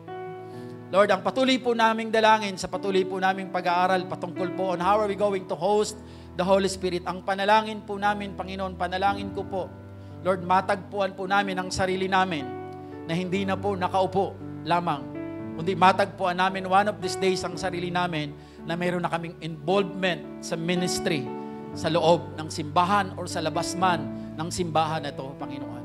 Sapagkat alam namin, O Diyos, may pagkatawag ang bawat isa sa amin.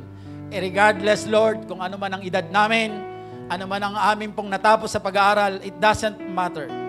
What matter most, Panginoon, yung willingness po namin and availability po namin, Panginoon, na magpagamit sa iyo, sapagkat ito ang pagkatawag niyo po sa bawat isa sa amin, Panginoon. And that's the way we are starting on how are we going to host the Holy Spirit, sapagkat hindi po namin malalaman at madidiscover ang pagkatawag mo sa amin ng totoo kapag hindi kami mag-i-start na kumilos at mag-involve sa mga gawain na kung saan kami po ay ma-expose, Panginoon, sa iba't ibang klase po ng tao at gawain na magpapamold sa amin at magdidevelop sa amin upang mas lalo lumalim ang pagnanais namin na makilala ka sa mas malalim na paraan, Panginoon.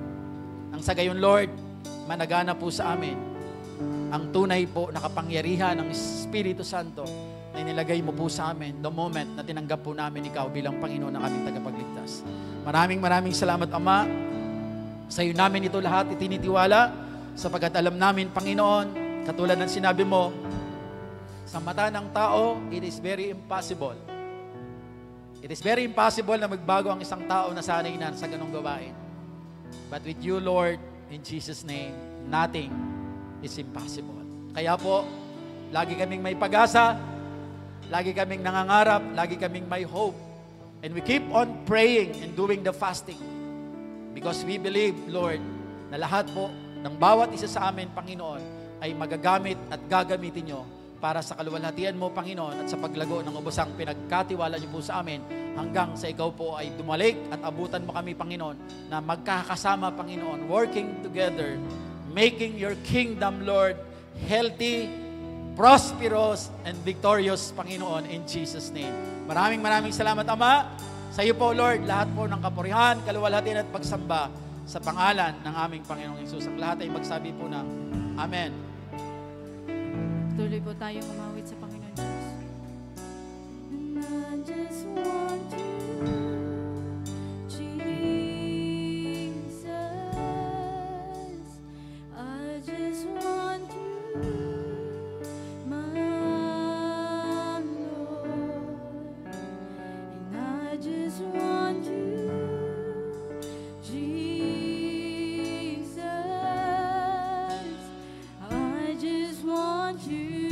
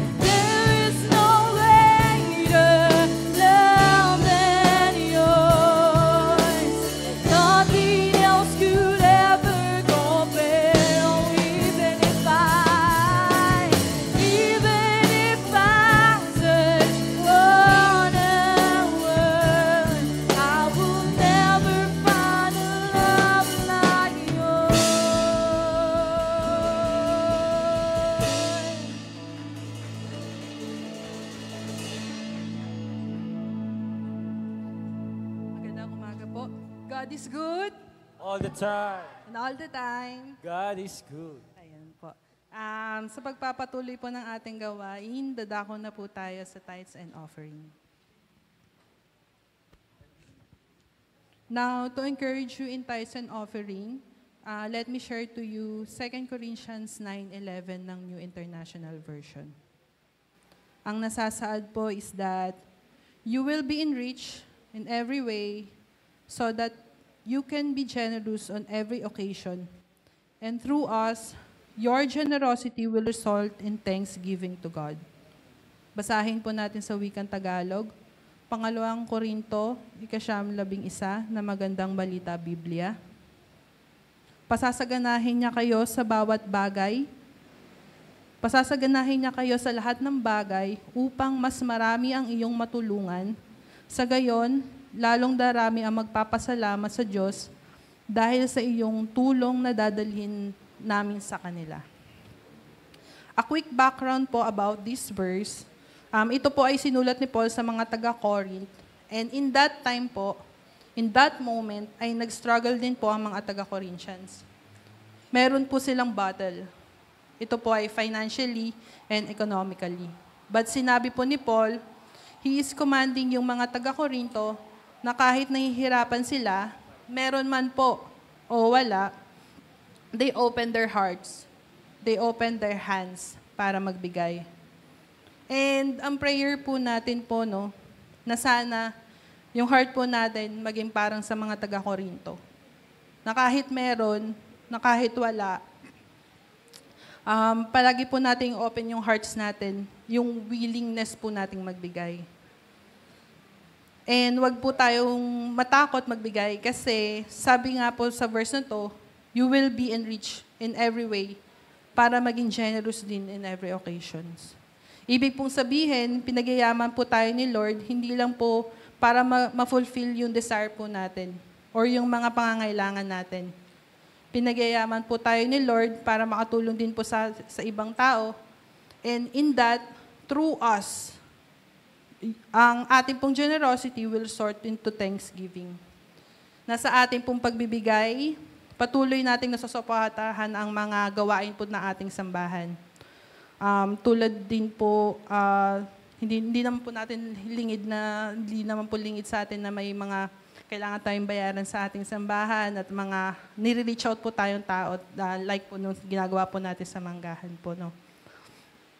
And ayun po, patuloy po nating susuportahan ang mga gawain na meron po ang ating bahay dalanginan. Tayo po ay tumayo at ipanalangin po natin ang ating kaloob na handog.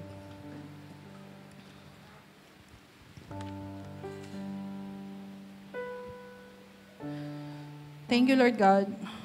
Thank you, Jesus. Thank you, Holy Spirit. Father, we thank you for this wonderful time. Mapagmahal na Ama, ang may-ari ng lahat ng bagay, we pause in reverence. Nakinikilala na ang lahat ng aming pag-aari, sa huli ay pag-aari mo. Binubuksan namin ang aming mga puso sa malalim na katotohanan na kami ay pansamantalang katiwala lamang ng iyong walang hanggang kayamanan. Tulungan kaming yakapin ang mga responsibilidad na ito at pribilehiyong pangasiwa ng iyong mga pagpapala ng may kasipagan at integridad. Naway ang panalangin ito ay maging banayad na paalala ng sagradong pagtitiwala ng ibinigay mo sa aming mga kamay na naghihikayat sa amin na gamitin ang iyong mga mapagkukunan ng tapat para sa pagpapalawat ng iyong kaharian. Please do something, Lord God, that we cannot do. Touch the heart of each and every one of us. Speak to our ears, Lord God. Open our hearts today, Lord God, so that your word will penetrate and will not just inform us, but transform us for the very core of our hearts. We love you and we are grateful. In Jesus' name, Amen. Maaari na po tayo magkaloob ng ating handog. Ayan po, maaari na po tayo magkaloob.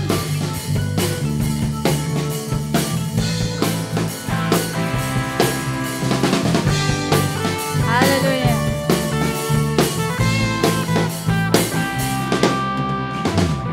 I will sing about everything you are, always. I will tell the world everything you've done in me. I sent them higher ground. I was lost, but now I'm here with you. My refuge, my stronghold, always with you. Faithful one, holding on. I am always with you. Always with you. Treasure of the world is within the hands of love. Love reaches me, I am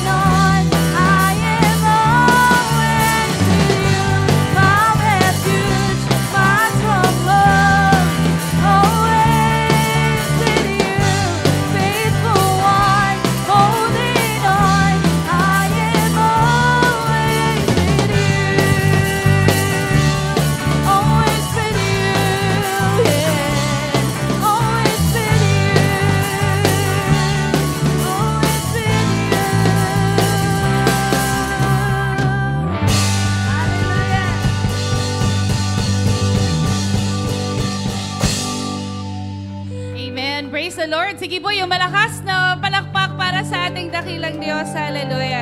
Pakitignan niyo po ang inyong katabi. Sabihin niyo po dyan, God bless you. God bless you. Ayan, praise the Lord. Tingnan niyo nga po kung masayang-masaya yan. Yeah. Ayan, hindi ho ba mukhang gutom?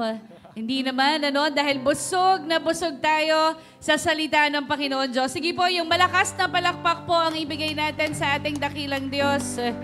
Praise the Lord, hallelujah. So ngayon po tayo ay mananalangin po, magpapasalamat tayo sa ating Panginoon Diyos. Can we all raise our hands to God? It's our way po of our surrendering all our lives sa atin pong Panginoon Diyos. Hallelujah. Thank you, Lord. Thank you, Jesus. Hallelujah. Fill us afresh, Holy Spirit.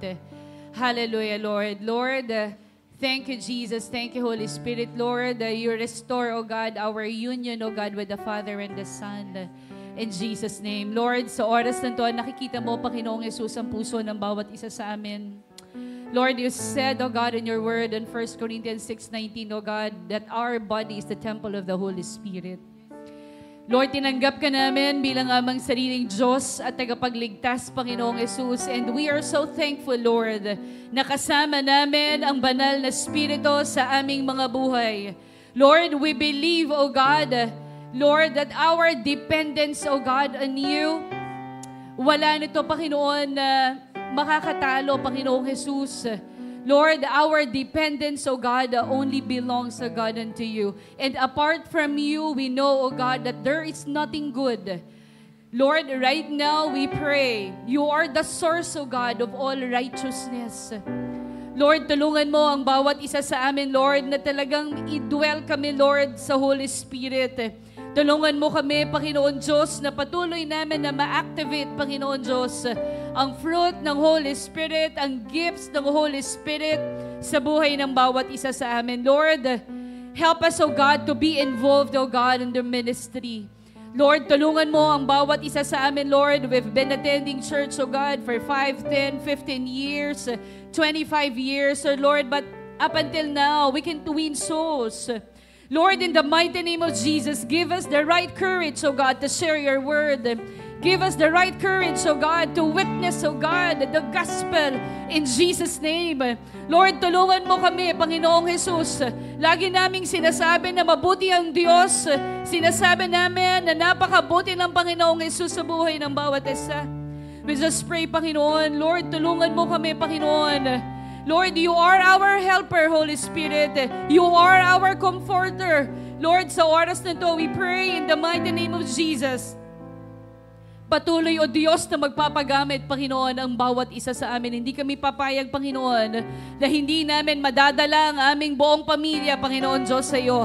Na ang bawat isa ay magsisilbing ilaw, Panginoon Diyos, that you will shine, O God, in the lives, O God, of each and every one of us. In Jesus' name, in Jesus' name. Holy Spirit, marami pong salamat sa kapangyarihan na ipinagkakaloob mo sa buhay ng bawat isa sa amin. Thank you, O God, for giving us the right courage, O God, to share your word. Hindi kami mahihiya, hindi kami matatakot, sapagat alam namin, Panginoong Yesus, sabi mo sa iyong salita, hindi mo kami iiwan, hindi mo kami pababayaan. Tulungan mo kami, O Diyos, na lagi kaming may bitbit, Panginoon Diyos, na tamang-tapang, Panginoon, na ihayag ka sa lahat ng aming kakilala at makikilala pa. And Lord, right now, in the mighty name of Jesus, Lord, we are so thankful, O God, for the life, O God, of Pastor Jun, O God, who continuously helping us, O God, in sharing your word. Lord, thank you, O God, for using him as an instrument to remind us, O God, that we need to be involved, O God, in your ministry. Lord, maraming pong salamat. Continue to anoint him, continue to bless him in all aspects of his life. And we pray, O God, pagpalain mo siya, kasama, Panginoon Diyos, ang kanyang buong pamilya. Ganon din ang ministry na ipinagkaloob mo sa kanya. Patuloy, O Diyos, yung wisdom, knowledge, O God, that comes from you, ang patuloy, O Diyos, na maghahari sa kanyang buhay. Ganon din sa bawat isa sa amin, Panginoon Diyos, na nakataas sa mga kamay ngayon, Lord. Lord, nakikita mo ang puso namin. Nakikita mo, Lord, yung mga intentions namin. Yung gustong-gusto na namin, Lord, na mag-share ng Word of God, pero wala kaming guts, walang right courage, and right now, we rebuke that in the mighty name of Jesus. Lord, right now, we pray, hahakbang ang bawat isa, Panginoon. Tatapangan namin, O Diyos, na ang bawat isa ay maghahayag ng iyong salita in the mighty name of Jesus. At anumang pagsubok, Panginoon, hindi kami, Lord, matitinag sa pangalan ni Jesus sa paglilingkod, Panginoon Diyos, sa inyo. Lord, kahit ang aming mga kapatid na nasa online ngayon, Panginoon, we pray, Lord, patuloy mo silang yakapin, Panginoong Jesus. Patuloy, O Diyos, na ilagay ang sarili nila, O Diyos, sa involvement, Panginoon Diyos, sa iyong ministeryo. Lord, sa oras na to, maraming salamat sapagkat hindi kami pumayag, O Diyos, na dadating na naman ang isang buong linggo nang hindi kami nagbalik ng papuri at pasasalamat sa nag-iisang Diyos na dakila, ang aming Panginoong Jesus. Lord, maraming pong salamat. And right now, O God, as we temporarily depart, O God, in this place, may the love of God, the grace of the Lord Jesus Christ, and the sweet fellowship of the Holy Spirit be with us all, now and forever. Amen and amen. Ayan, natatapos na po ang ating gawain. See you on next Sunday. God bless po. Pwede na po tayo magkamayan.